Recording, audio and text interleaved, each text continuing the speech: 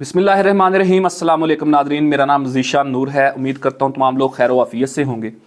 बानी तहरीक इंसाफ इमरान खान के जो बड़े 4-5 केसेस थे उनके तो फैसले हो चुके हैं, लेकिन एक बड़ा केस जो उनके ऊपर 190 मिलियन पाउंड केस था, जिसे हम अल कादर ट्रस्ट केस भी कहते हैं, उसका फैसला जो है वो एक दफ़ा फिर मौखर किया जा रहा है। ऐसी स्पेकुलेशंस हैं इस्लामाबाद के अंदर, शहर इक़्तिदार के अंदर।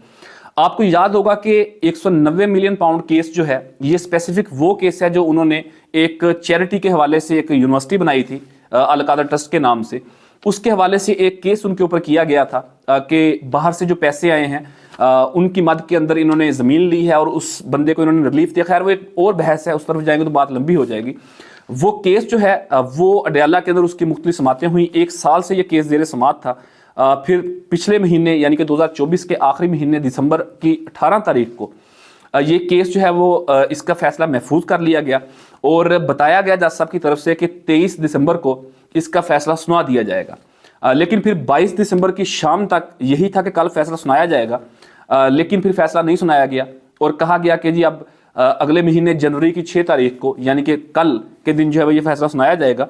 लेकिन अब एक दफ़ा फिर ये स्पेकुलेशन सामने आ रही हैं कि अब फिर ये फैसला आगे ले जाने की बात हो रही है। बुनियादी तौर के ऊपर ऑफिशियली अभी अदालती अमले की तरफ से पीटीआई को या उनके वकला को या डिफेंस काउंसिल को मतला नहीं किया गया, लेकिन स्पेकुलेशंस ये ज़रूर हैं और वही लोग, वही क्रेडिबल जर्नलिस्ट जो सीनियर हैं वो ये क्लेम करते हैं कि अब ये फैसला जो है ये आगे जाएगा और 10 से 15 दिन इसको मजीद लगेंगे।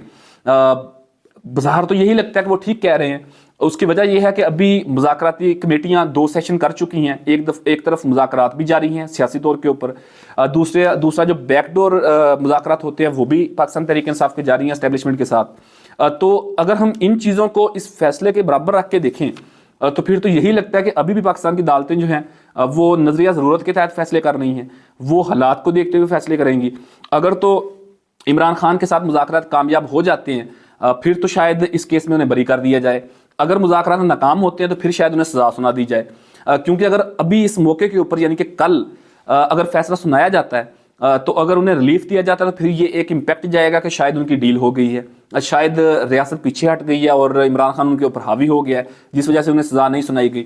अगर उन्हें सज़ा सुना दी जाती है तो फिर ये कहा जाएगा कि फिर मुज़ाकरात करने का क्या फ़ायदा है, फिर मुज़ाकरात का अमल जो है वो सबोटाज हो जाएगा।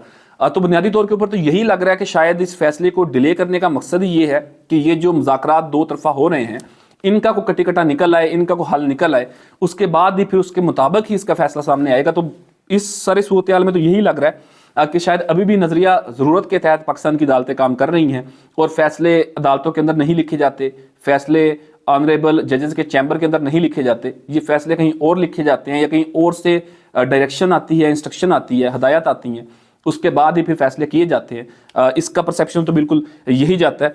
अब कल यानी कि बरोज़ आज, बल्कि जब आप वीडियो देख रहे होंगे तो सोमवार का दिन शुरू हो जाएगा। बरोज़ सोमवार इसका फैसला आना था, लेकिन अब देखते हैं कि पाकिस्तान तहरीक इंसाफ के वकला को दोबारा अगली डेट कब दी जाती है, क्या बताया जाता है उन्हें। बहरहाल ये तो कंफर्म है कि अगर इमरान खान को इस केस के अंदर सज़ा सुनाई जाती है तो भी उन्हें कोई मसला नहीं होगा, अगर सज़ा नहीं सुनाई जाती तो भी उन्हें कोई मसला नहीं होगा। उसकी वजह यह है कि गुज़श्ता 2 सालों में मुख्तलिफ बड़े बड़े केसेस के अंदर, वो साइफर केस हो, वो तोशा खाना केस हो, वो इद्दत में निकाह का केस हो, या 9 मई के केसेस हों, या 200 वो केस हों जो गुज़श्ता 2 सालों में उनके ऊपर किए गए, उन तमाम केसेस के अंदर बड़ी बड़ी सजाएं उन्हें सुनाई गई हैं। अगर आपको याद हो तो इलेक्शन से 1 हफ्ता कबल यानी कि 8 फरवरी 2024 को इलेक्शन थे, तो 28 जनवरी को पहला फैसला आया था, फिर 30 जनवरी को दूसरा फैसला आया था, फिर 2 फरवरी को तीसरा फैसला आया था। तो ये 3 जो इकट्ठे फैसले सुनाए गए थे, उन फैसलों के मुताबिक 33 साल की सज़ा बनती थी उनके ऊपर, जो बिलाखिर फिर इस्लामाबाद हाई कोर्ट के अंदर चैलेंज हुई, वहाँ से वो तमाम केसेस ख़त्म हो गए। तो अगर इस केस की सज़ा उन्हें सुना दी जाती है तो भी हाई कोर्ट के अंदर चैलेंज हो जाएगा। हाँ, ये ज़रूर होगा कि उन्हें 2-3 महीने 4 महीने और अभी ट्रायल के अंदर रखा जाएगा। आगे अब बात मजीद आगे जाएगी, हाई कोर्ट के अंदर समातें होंगी, फिर जाकर कहीं इसका फैसला आएगा, लेकिन ये केस टिक नहीं पाएगा। गुज़श्ता भी केस नहीं टिक पाए, ये भी केस जो है वो सेट असाइड कर देगी इस्लामाबाद हाई कोर्ट। तो उन्हें फैसला सुनाने से, सज़ा देने से, सज़ा ना देने से कोई फ़र्क नहीं पड़ता।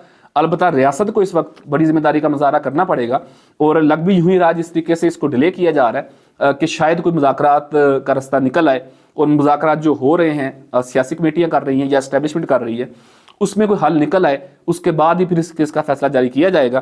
اب آج کے دن اڈیالہ سے آپ کو رپورٹ کریں گے جا کے کیا صورتحال بنتی ہے, فیصلہ سنایا جاتا ہے, نہیں سنایا جاتا ہے, یا ڈیلے کیا جاتا ہے, کب تک ڈیلے کیا جاتا ہے, اس کے اوپر پاکستان تحریک انصاف کا کیا موقف سامنے آتا ہے, جوڈیشری کی طرف سے, عدالتی عملے کی طرف سے کیا موقف سامنے آتا ہے کہ کیوں اس کو لیٹ کیا جا رہا ہے. پھر جو بھی سارے معاملے کے اوپر صورتحال ہوگی اس حوالے سے آج کے دن آپ کو اڈیالہ سے انشاءاللہ رپورٹ کریں گے. اپنے فیڈ بیک سے ضرور آگاہ کیجیے گا. اب تک کے لیے اتنے, اپنے میزبان عزیز شاہ نور کو اجازت دیجیے. اللہ حافظ.